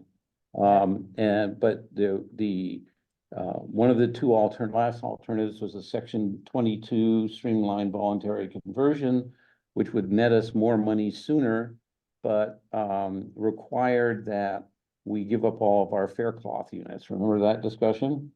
Well, the feds have, in the last month or 2, have changed their position on that, such that a small housing authority such as us can do a streamlined voluntary conversion and keep our Faircloth units and get the benefit of the funding stream sooner rather than later. There's no official report to the board on this tonight because it was just our Cambridge consultants has completed their analysis on this, like this morning. And I, Wow, and, and it appears that this is gonna could hold water. And it's gonna necessitate another special board meeting here. That, you know, we're not, we don't have a date or suggestion or anything else like that. But I just wanted to, and then it also has another very interesting permutation to it, which is, and not to get into details tonight, we definitely want to have our consultants for this discussion. But besides the increased funding starting sooner, and when I say sooner, I'm talking about like this fall, you know, before the end of the year. Wow. It also creates a circumstance where we don't have to, we don't need to necessarily apply for competitive funding and the one-stop, you know, one of the, you know, I don't know if you could call it a critique, but one of the, you know, challenges of our former strategy, which we did deliberately, because it was the best approach to take, but it would mean that both Linden Chambers and Seabeds Cooks would be in the same funding round for this fall. And, you know, it's very competitive. There's a shortage of tax credits. There's a shortage of private activity barns.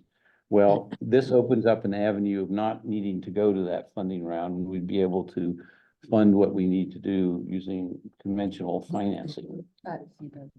At Seabeds and Cook, yes. We'd still have the leftover funding and fair class units to cross subsidize over at Linden and Chambers.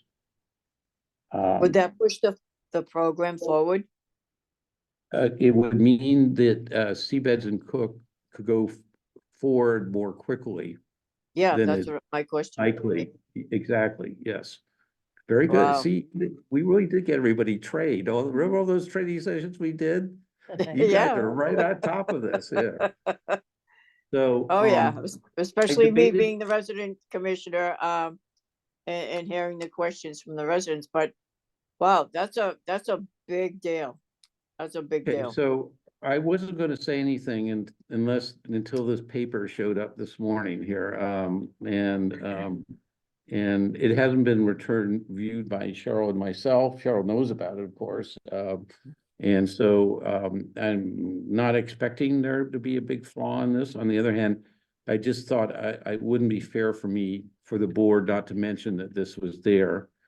We can't make this change without a board meeting or two to change it officially, because it has to be approved by the board, and we probably have to have a whole new set of resident meetings. But, you know, in the regulations, we can't make any final decision until we have another set of Seabeds and Cook resident meetings. So it's not gonna be something that we can do overnight. It does mean, if you recollect, I reported last month. Did I report this last month, or did it happen since last month? Help. Yeah, I can't, it's a blur, but our RAD section 18 repositioning application was actually approved. Was it after the last board meeting? It was after the last. Oh, board meeting. geez. Yeah. Sorry, I forgot about it. So that's actually been approved. So if that's been approved, but we. It might can go be, this it can other- be withdrawn and put in differently, yeah. So. And That what we're is just, discussing. that's just phenomenal news for, so yeah, let's start getting those resident meetings together. Well, first we have to have a board meeting and consider all this and make sure, you know, kick the tires. You know, we have a fiduciary duty to do here. And is our Affordable Housing Council, like, have they verified that this is all correct? This is actually not involved with our new affordable housing. You're talking about Teresa Santalucia, not part of her bailiwick. This has nothing to do with the developer. I'm about to report on the Yeah. development services agreement No, but I negotiated mean, if we next. had any questions about the actual, has this, you know, is this really official from HUD? Oh, yeah, I She had could done. answer that, I'm sure. She's not involved in that part of it, but I have the documentation. I have the actual confirmation from the HUD Okay. people in my that's stashed away here. So, interesting. Things are very, very, very, very busy right now. Right, that's Um, just fabulous news. I can't think of and- anything greater than hearing that. And then that- the seabed, that segues into the Seabeds Cook project update, which is, and again, you have your monthly CHA report in the packet, but this has all been happening since that was written sometime last week.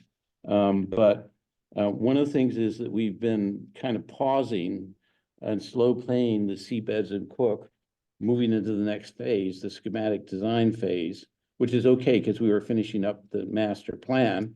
And that's another thing that I'd like to review with the board when we get a chance to have a special meeting. But that means it kind of clarifies what the things that we need to do to comply under the Section 22 streamlined voluntary conversion by way of renovations is different, of course, than what you have to do for the red Section 18 blend. So that was part of this analysis that's been going on for the last month. And that's something that, but again, Cheryl's on all these emails here. You know, they sort of whiz by as she's keeping floods from happening and everything else on, you know, Can but I make a little disclosure? yeah. I will need to send out the CHA report. It didn't get in the packet. Oh, it I need to didn't. send Oh, that I'm out. sorry. Yeah. Okay. So, All right. So you didn't get the Cambridge report, but there's been overtaken by some events anyway. So Cheryl will send it out tomorrow. And then, so it looks like we can, roll into that design phase now, knowing what we might be doing here. So that's also an update. And then lastly, let me just tick off the PRI budget report, update. Very good progress being made there. Cheryl's had a series of meetings, with CHA and with HUD and our capital program consultant, Mark Johnson, Deputy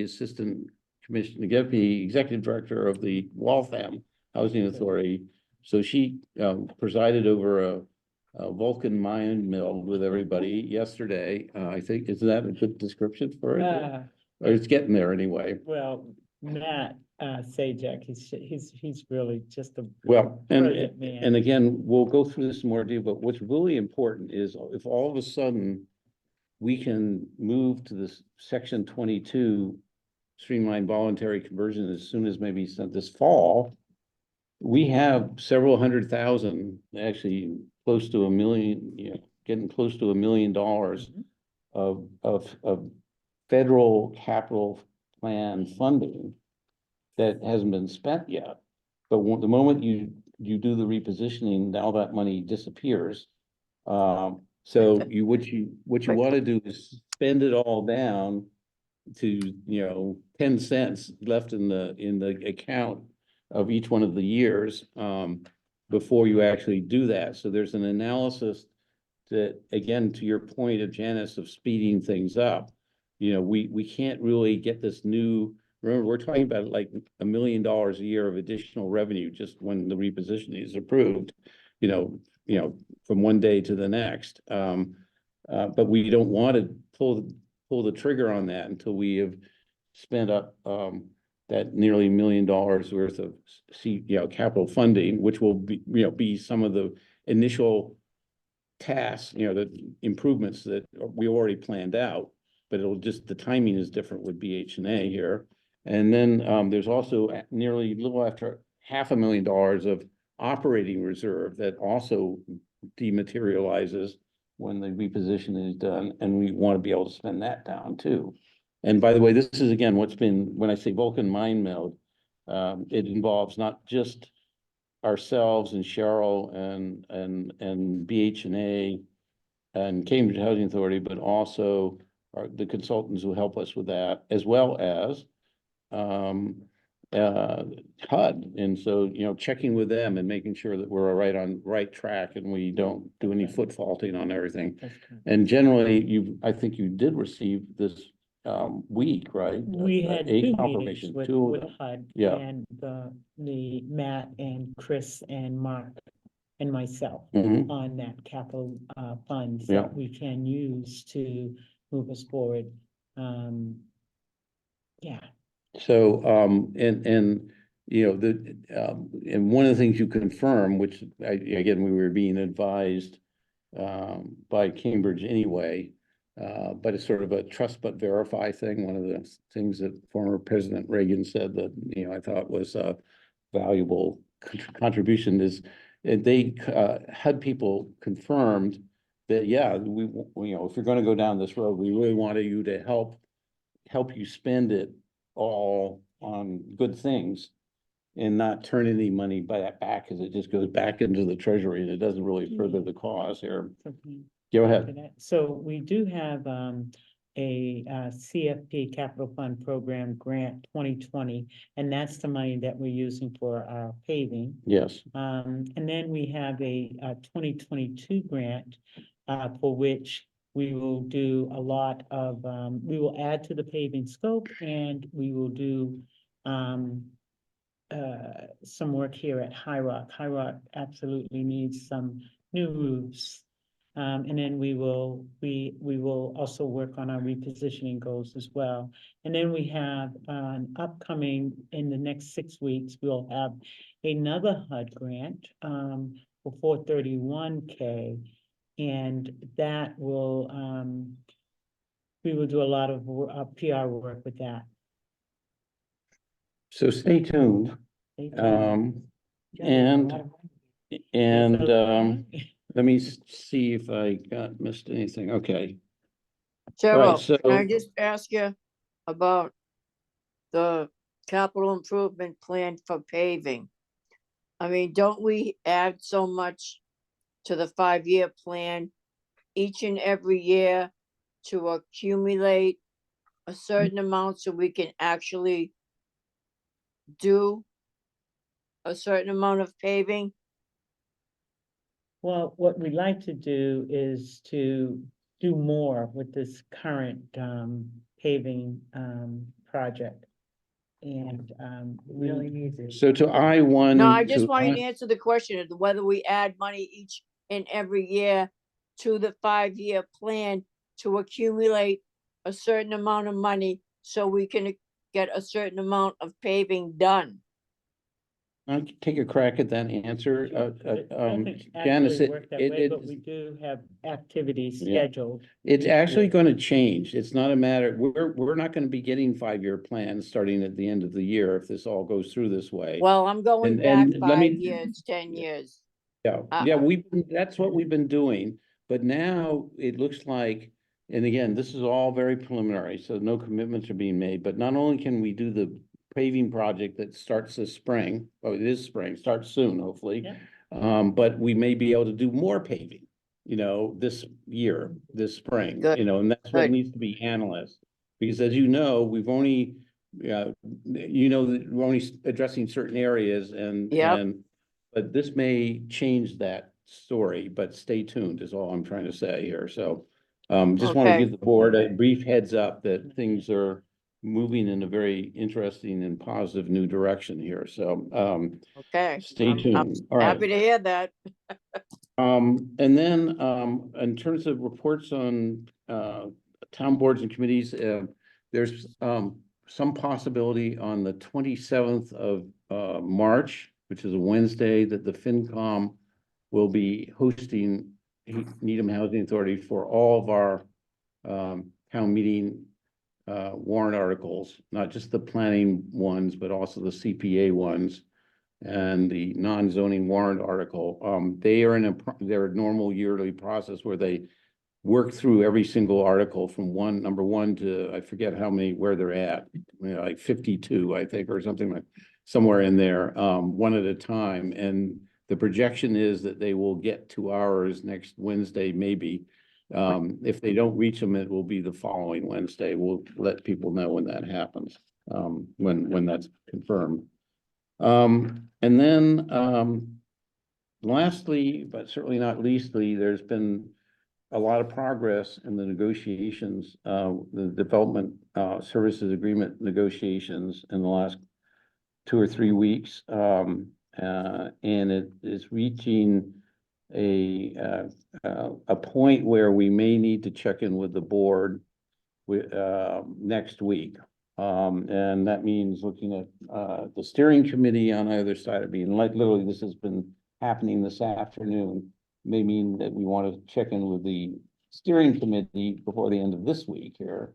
And I'm not going to characterize where we're at one way or the other in the public meeting. But you know, we're getting to an inflection point.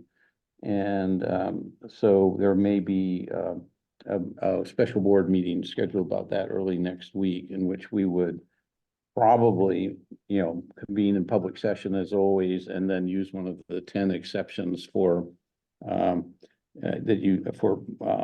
the open meeting law, that where you can adjourn into executive session you can discuss the status of negotiations.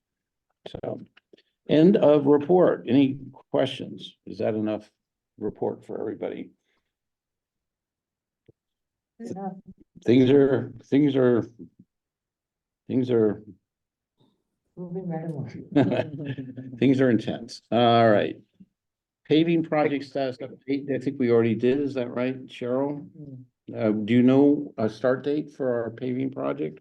We hadn't done it, but the paving project, I put a copy of that, schematic design in your packet. And we are actually, you can see where the job will start on Captain Robert Cook Drive. And then we are going to do the entire circle, in terms of that. My engineer is on vacation until the 28th of March, and then there will be a construction meeting scheduled probably the first week of April to begin to talk about the schedule for this work. And I will make sure that you have a copy of that schedule and on the minutes of that meeting. So is there any questions about the paving Seabed's Way? Okay, let's go to the And next. then the next one is the Linden Chambers. So I saw that very nice email this morning from Cynthia Barney about other projects. And what I am proposing that HLC do is we have a paving project earmarked for Linden Street, and to repurpose that funding for Chambers. So I did have an engineer and someone from HLC come and walk the entire site.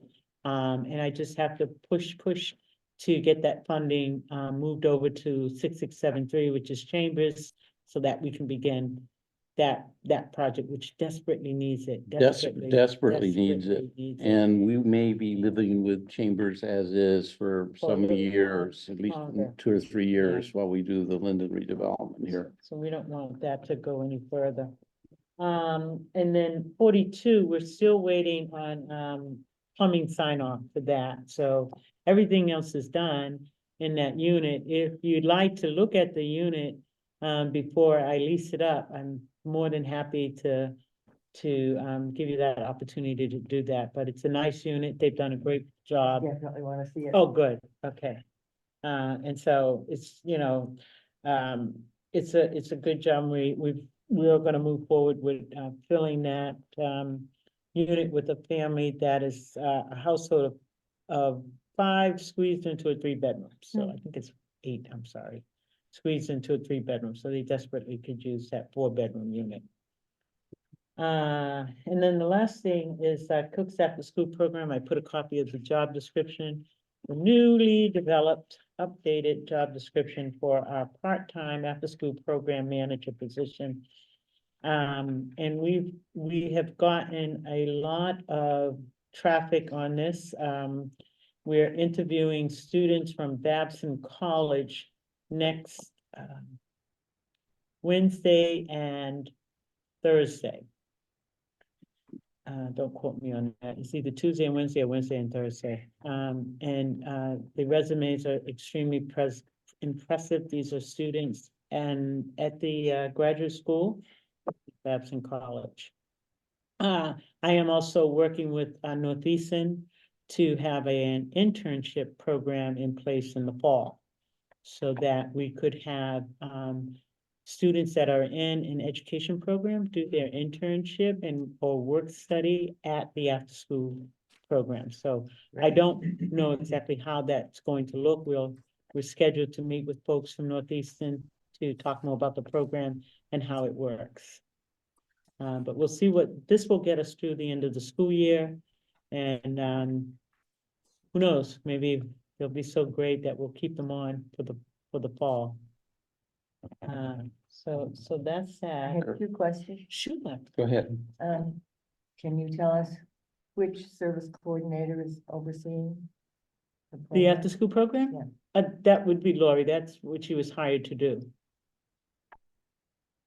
And, But when she oversees the program, it's really just in the capacity of, you know, the program director would reach out to her and let Lori know what she needs, if she needs so supplies, connected et to cetera. that, But not necessarily the direction of the program is based on the job description. and is Valenti Farms providing the fresh fruits and vegetables now? They said that they would, yeah, they set that up. We haven't, I don't think we've utilized them yet, but yeah, they've initiated that. I point know of it's all sale, set up. that it's ready donation to at the do it. point of sale, yeah, They're ready to do. they're ready for us. And the other question, the director in the past has been an employee, right? Of the after-school program, Yeah, no, no. that's where we had this back and forth conversation before I came on board. But it was, a contract that he was, Contract. yeah, That's what it was originally, but then I thought there was talk about making the person an employee. which we done. So the last 3 people or 2 people have been employees. But now they're not going to be. No, and this is still a Needham Housing Authority position. It's not a private contracted position. Because it says there are no benefits included. No, there's no benefits. It's just very part-time. It's only 16 hours a week. No benefits Okay. come with that. Okay, but the person is an employee. Needham Housing Authority employee, yeah. Okay, thank you. Okay, we're going at the home stretch, new business and status update for the 2024 state capital improvement plan. It's just, You covered that it already. came up in the meeting last month. Mhm. About the schedule of capital programs for the state program. So I just included it in your packet. So you can see the items that we are planning to do And you in the can next see 5 and years. see where it needs to be reallocated from Linden too, Right, right? we absolutely have to do that. Yep.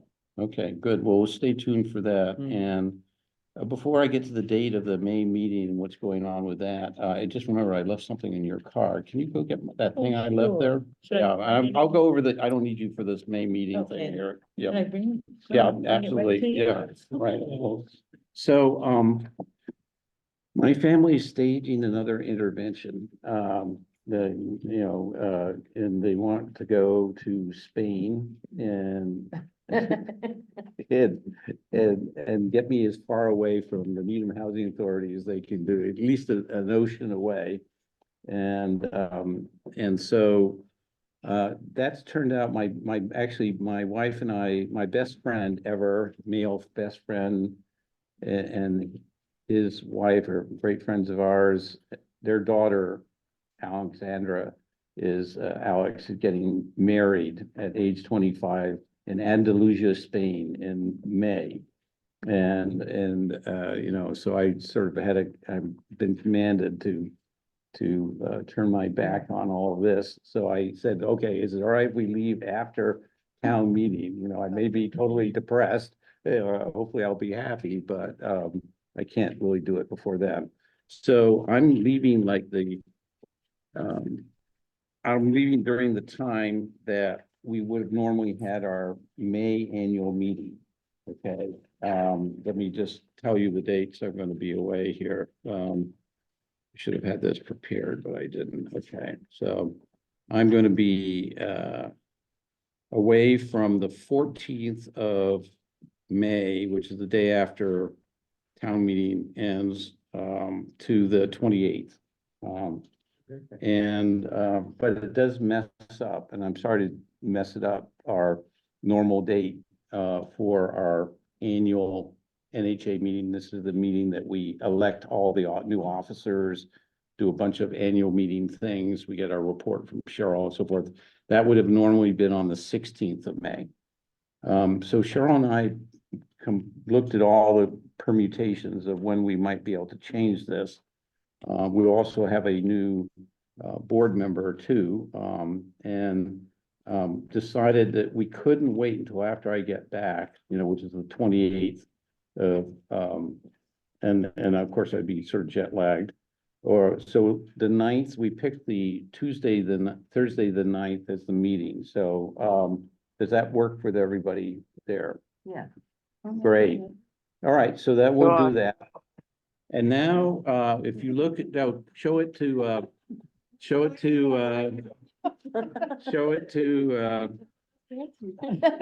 Janice. We get to a last unscheduled and chairman's priority agenda item. Which is, this is Eleanor Evans's last regular meeting. We need, Cheryl, we need to get the flowers on the camera here, so. Okay. Move them down this direction. Yes, I will. Yeah. Let me And just you're say supposed to- thank you so much, Eleanor. Wait, everybody gets to do it in turn. Yeah, Okay. I don't know how we're gonna do this. We have never done this with Zoom before here. No, you gotta put it on, her. Yeah. Yeah.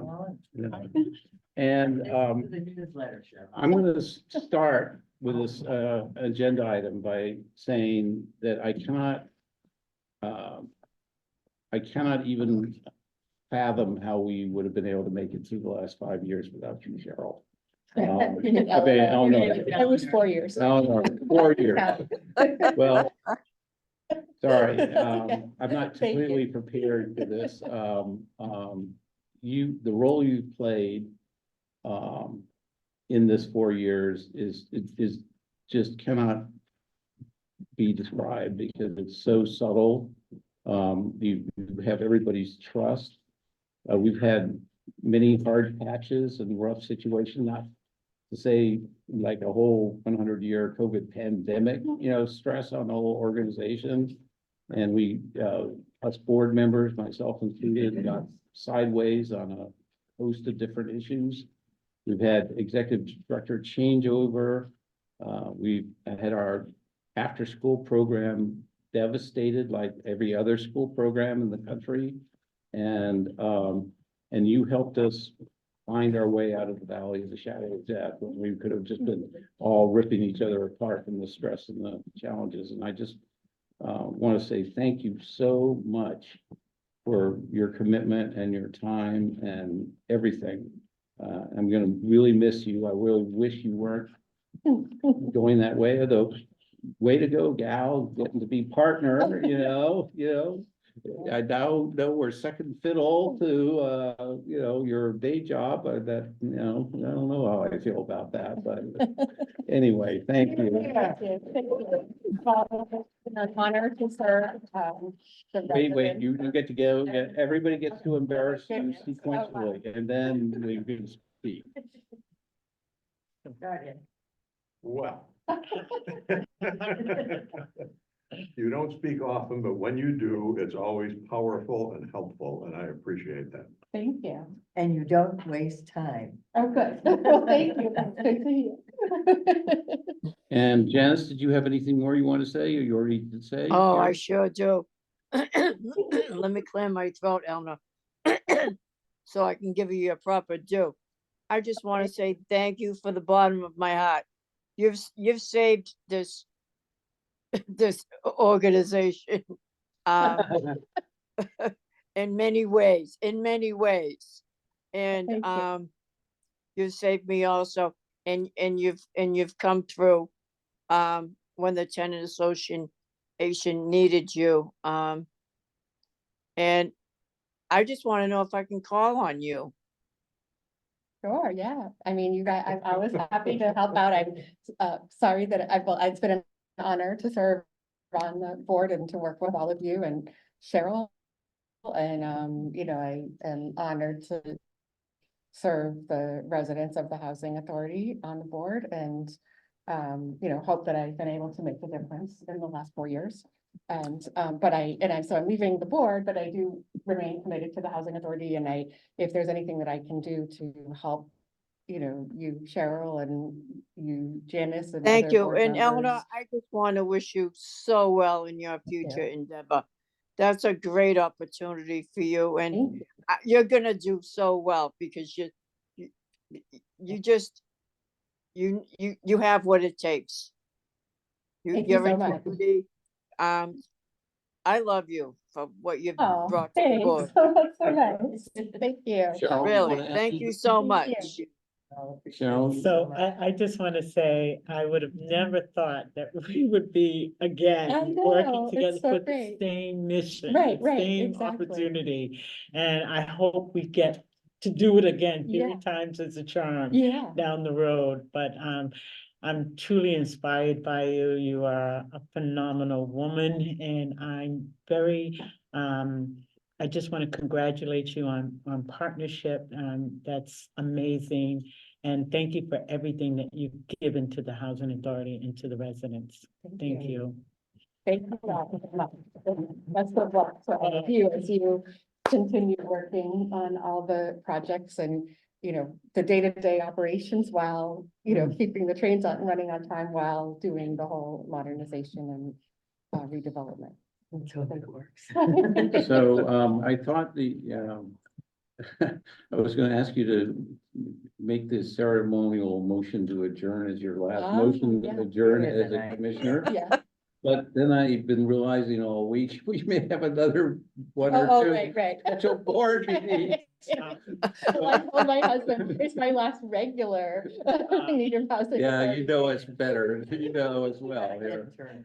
But since this is the last regular meeting. Right, Would you exactly. do us the Oh, yeah. honor and the privilege of making the motion? to Yes, adjourn? well, I hereby move to adjourn this last of my regular board meeting. And I will entertain 4 seconds all simultaneously with 4 commissioners. We please all second second. the motion. And Second. I, like we do in town meeting, I'd like to dedicate this meeting in the honor of the service of Eleanor Evans, Thank the Needham Housing Authority, and maybe we'll be able to lure you back sometime in the future. I don't know. Thank you. We'll see. Well, thank All you right. so much. And I will then make our final Eleanor Evans regular meeting, memorial meeting, roll call vote. Reg Foster votes aye. Eleanor Evans, both sides. Ed Scheidler votes aye. Penny Kirk votes aye. And Janice Bennett votes aye and away to Eleanor. Aw. All right. Okay.